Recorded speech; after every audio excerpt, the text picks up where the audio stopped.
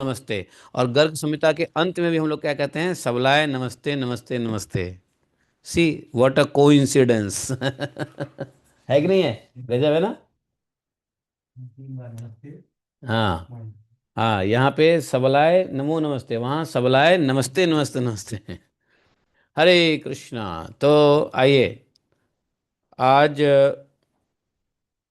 राजा बिमल के संदेश पा करके उन्हें दर्शन मोक्ष प्रदान करते हैं। नारद जी बोले, राजन, अथ दूतः सिंधु देशान माथुरा पुनरागतः चरन् वृंदावने कृष्ण तीरे कृष्णं ददर्शः। कृष्णं प्रणम्य रहसि कृताञ्जलिपुटः शनैः प्रदक्षिणीकृत्य दूतो विमलोक्तमुवाच सः। नारद जी बोले, राजन, जब दूत ने फिर से सिंधु देश से मथुरा मंडल में आया तो वृंदावन में घूमते हुए यमुना तट पर श्री कृष्ण का दर्शन किया। एकांत में प्रणाम करके दोनों हाथ जोड़कर भगवान कृष्ण की परिक्रमा किया दूतों ने। धीरे धीरे धीरे धीरे राजा बिमल की कही हुई बातों को सुना दिया भगवान से। दूत ने क्या कहा? बहुत अच्छा कहा। दूत ने यहाँ प्रार्थना किया, प्रार्थना के बाद विनती की। इन दूतों ने प्रार्थना क्या कहा? स्वयं परम ब्रह्म परः परेशः परैः दृश्यः परिपूर्ण देवः यः पुण्य संघैः सततं हि दूरः तस्मै नमः सत जनगोचराय। दूतों ने कहा कि आप जैसे सतगोचर, सतजन गोचर, जो सतजन हैं, जो भगवान के भक्त हैं, वही सतजन है। तो भगवान आप क्या होते हैं? आप संत जनों को प्रत्यक्ष दर्शन देने वाले हैं, इसलिए बोला सतजन गोचराय तस्मै नमः। तो जो स्वयं पर ब्रह्म परमेश्वर है, स्वयं परम ब्रह्म परम परेश, सबसे परे हैं, परम परेश, और सबके द्वारा अदृश्य है। परई अदृश्य परिपूर्ण देव, जो परिपूर्ण देव हैं, पुण्य की राशि से भी सदा दूर रहते हैं, ऊपर उठे हुए हैं, और फिर भी संत जनों को अपना दर्शन देते रहते हैं। ऐसे भगवान श्री कृष्ण को मेरा नमस्कार है। बहुत जबरदस्त प्रार्थना है भाई। दूत कितने पढ़े लिखे दूत हैं। वैसे दूत लोग विद्वान ही दूत बनते हैं। दूत कोई साधारण व्यक्ति नहीं जाता है। आप लोग मत समझो किसी सैनिक को भेज दिया दूत, नहीं। दूत बड़ा पढ़े लिखे विद्वान को भेजा जाता है। जैसे भगवान ने किसको दूत बना के भेजा? अंगद को। अंगद को दूत बनाया ना। हम्म। तो अंगद को दूत बना के भेजा। अंगद बड़ा विद्वान था, रावण के साथ शास्त्रार्थ कर सकता था, रावण की बातों को उसी के शब्दों में जवाब दे सकता था, जैसे को तैसा, है ना। पांडवों ने दूत बना के किसको भेजा? स्वयं भगवान कृष्ण को भेज दिया। तो दूत का काम बहुत ही विद्वतापूर्ण काम है। दूत कोई मूर्ख नहीं होता है। मूर्ख को दूत बना के भेजना भी नहीं चाहिए, नहीं तो सत्यानाश कर देगा इसलिए दूत कितने विद्वान हैं राजा के, इस बात से समझ में आता है। दूतों ने कहा, भाई इतना बढ़िया प्रार्थना किया दूतों ने, बिना पढ़े तो मन नहीं करता है छोड़ने का। पढ़ लो, सुन लो। गोविंद गोवी गोवी गोविहि विप्र गो विप्रदेव श्रुति साधु धर्म रक्षार्थ मध्यैव यदो कुले अजः जातो असि कंसादिवधाय योऽसौ तस्मै नमो अनंत गुणान वर्णाय। गौ ब्राह्मण देवता वेद साधु पुरुष और धर्म की रक्षा के लिए, जो अजन्मा होने पर भी इन दोनों कंस आदि, इन दिनों कंस आदि दैत्यों के वध के लिए यदुकुल में उत्पन्न हुए हैं। उन अनंत गुणों के महासागर आप श्री हरि को मेरा नमस्कार है। जातो असी, असी अभी अभी, कंसादि बधाय यो असौ तस्मै नमो अनंत गुणान। क्या कहा आगे? का अहो परम भाग्यम अमलम ब्रजौकसाम धन्यम कुलम नंदवरस्य ते पितुः धन्यो ब्रजो धन्यमरण्य में तद यत्रैव साक्षात् प्रगटः परो हरिः। बोले अहो ब्रजवासियों का आपका बहुत बड़ा सौभाग्य है। ओ ब्रजवासियों, अहो ब्रजवासियों हैं, आपके पिता नंदराज का कुल धन्य है। यह ब्रजमंडल और यह वृंदावन धन्य है जहाँ आप परमेश्वर श्री हरि साक्षात प्रकट भय हैं। बोलो वृंदावन धाम की जय, ब्रजमंडल छत्र की जय। बोला ब्रजमंडल भी धन्य है और वृंदावन तो धन्य है ही। आप जो प्रकट भय यहाँ, यद्राधिका सुंदर कंठरत्नम यद गोपिका जीवन मूल रूपम तदेव मंत्रे मन्नेत्र पथि प्रजातम किं वर्णये भाग्यमतः स्वकीय। गुप्तो ब्रजे गोपमिषेण चासी कस्तूरी कामोद एव प्रसिद्धः यशश्च ते निर्मलमासु शुक्ले करोति सर्वत्र गतम त्रिलोक्यम। बोले आप राधा रानी के कंठ में सुशोभित सुंदर नीलमणिमय हार हैं और गोपियों के प्राण स्वरूप तो हैं ही। ऐसे आप आज मेरे नेत्रों के समक्ष उपस्थित हैं। इससे अधिक मेरा और कौन सा सौभाग्य होगा जिसका कि मैं वर्णन करूं। आप भले ही इस ब्रजमंडल में गोप के भेष में छुपे हुए हैं, ग्वाले के भेष में छुपे हुए हैं, पर कस्तूरी की सुगंध की भांति सर्वत्र प्रसिद्ध हैं और आपका सर्वत्र फैला हुआ निर्मल यश संपूर्ण त्रिलोकी को तत्काल श्वेत किए देता है। आप लोगों के चित्त का संपूर्ण इच्छा जानते हैं, किसके चित्त में क्या है, लोगों के इच्छाओं का अभिप्राय आप जानते हैं, क्योंकि आप समस्त क्षेत्रों के ज्ञाता आत्मा हैं। क्या है? क्षेत्रज्ञ, यही क्षेत्रज्ञ आत्मा और कर्म राशि के साक्षी हैं। जानासि सर्वम जनचैत्य भावम क्षेत्रज्ञ आत्मा कृतिवृंद साक्षी तथापि वक्षे नृपवाक्य मुक्तम परम रहस्यम रहसी स्वधर्मम। तुम इस तरीके से संस्कृत पढ़ो, इतना आनंद है पढ़ने में। नहीं पढ़ सकते हो हैं? इधर उधर बात करने के बजाय संस्कृत का अभ्यास करो। पंडित हो तुम, ब्राह्मण शरीर हो, इस प्रकार से संस्कृत पढ़ने का अभ्यास करो। बड़ा आनंद है, रस है भाई। हैं? तुमको खेलने कूदने में ज़्यादा मज़ा आता है। हैं? फ़ोन पे बात करने में मज़ा आता है, ही हू करने में मज़ा आता है। संस्कृत के इन ग्रंथों को उठाओ और थोड़ा सा आनंद पूर्वक पढ़ो भाई। हैं? ब्राह्मण को पढ़ना चाहिए। ब्राह्मण जो ऐसे ना पढ़े वो ब्राह्मण का है का फिर तो टाँ टाँ टाँ टाँ टाँ टाँ वो सब करता है वो। हैं? तो बोले कि तथापि राजा बिमल ने जो परम रहस्य की स्वधर्म से संबंध बात कही है उसको मैं आपसे एकांत में बताऊंगा। सिंधु देश में जो चंपा नाम के प्रसिद्ध इंद्रपुरी के समान सुंदर नगरी है, उसके पालक राजा बिमल देवराज इंद्र के समान ऐश्वर्यशाली हैं। उनकी चित्तवृत्ति सदा आपके चरणारविंद में लगी रहती है। उन्होंने आपकी प्रसन्नता के लिए सदा सैकड़ों अनुष्ठान यज्ञ का अनुष्ठान किया है। दान तप ब्राह्मण सेवा तीर्थ सेवन जप आदि किए हैं। उनके इन उत्तम साधनों को निमित्त बनाकर आप उन्हें अपना सर्वोत्कृष्ट दर्शन अवश्य दीजिए।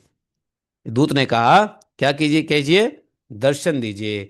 सदा कृतम कृत सदा कृतम यज्ञ शतम तदर्थम तदर्थम, आपके लिए क्या किया है? सदा कृतम यज्ञ शतम, सैकड़ों यज्ञ किया है। दानम तपो ब्राह्मण सेवनम च तीर्थम जपम जेन सुसाधनेन तस्मै परम दर्शनमेव देहि। तत्कन्यका पद्म विशाल नेत्रा पूर्णम पतिम त्वां मृगयन्त आयात सदा त्वदर्थम नियमव्रतास्था तत्पाद सेवा बिमलिं कृतांगा। बोले कि बिमल, राजा बिमल की बहुत सी कन्याएं हैं। कैसी हैं? पद्म विशाल नेत्र, बड़े बड़े आंख, कैसे? पद्म, कमल के समान। और आप पूर्ण परमेश्वर को पति रूप में अपने निकट पाने के, आप जैसे पूर्ण परमेश्वर, आप पूर्ण परमेश्वर, आप जैसे नहीं, आप पूर्ण परमेश्वर को पति के रूप में अपने निकट पाने की शुभ अवसर का प्रतीक्षा कर रहे हैं। वे राजकुमारियां सदा आपकी प्राप्ति के लिए नियम व्रतों के पालन में लगे हुए हैं। बिमली, बिमली किसको बोला? बिमल की कन्या को, बेटियों को बिमली कहा। तत्पाद सेवा बिमली कृतांगा सदा त्वदर्थम नियम व्रतस्था। वो आपको ही पति के रूप में पाने के लिए हमेशा नियम व्रत धारण करती हैं, तत्पर हैं।